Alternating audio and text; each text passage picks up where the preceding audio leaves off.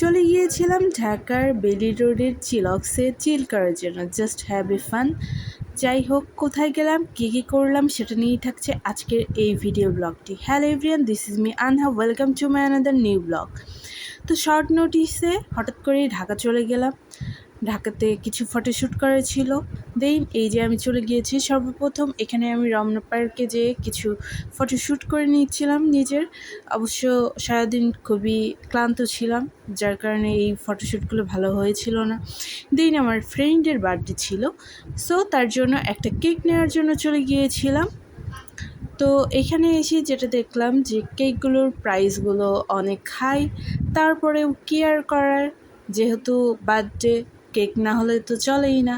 So এখান থেকে দেখে দেখে সুন্দর একটি কেক নিয়েছিলাম। আর আমি এখানে কেকের রেঞ্জগুলো দেখার জন্য, সবাইকে দেখানোর জন্য একটি ভিডিও লং দেখাচ্ছি সবাইকে। যাই হোক, তবে এখানের কেকগুলো কিন্তু খুবই মজাদার। আর আমি কেক শপ এইখানে এসেছিলাম, এটা হলো কেক টাউন কেক শপ থেকে আমি কেকটা নিয়েছিলাম। আর এখানে কিন্তু কাপ কেক থেকে শুরু করে সব ধরনের কেকই আছে, পেস্ট্রি থেকে শুরু করে বেকারি যত ধরনের আইটেমস আছে, সব ধরনের আইটেমসই তাদের কাছে আছে। সো এখান থেকে আমি কেকটা নিয়ে আমার ফ্রেন্ড আর যে ফটোগ্রাফার ভাইয়া ছিল তাদের সবাইকে নিয়ে আমি চিলক্সে চলে যাই, বেলি রোডের চিলক্স। আর এই যে দেখতে পাচ্ছেন, চিলক্সের ভিতরে চলে যাচ্ছি।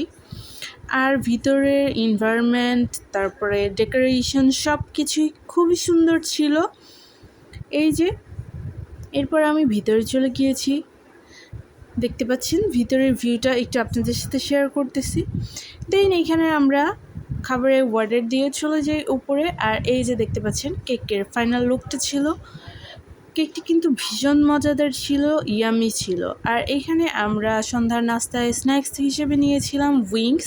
এখানে নাগা উইংস ছিল, হানি উইংস ছিল, আরও একটা কী জানি ছিল। যাই হোক, কয়েকটা কম্বো আকারে নেওয়া হয়েছিল, সবগুলো মিক্সড আকারে। আর এখানে এই যে আমার সামনে বসেছিল ফটোগ্রাফার ভাইয়া।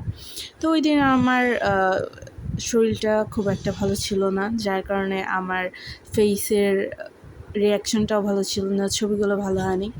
তো এইখানে বসেও আমি কিছু ফটোশ্যুট করে নিয়েছিলাম কেক নিয়ে।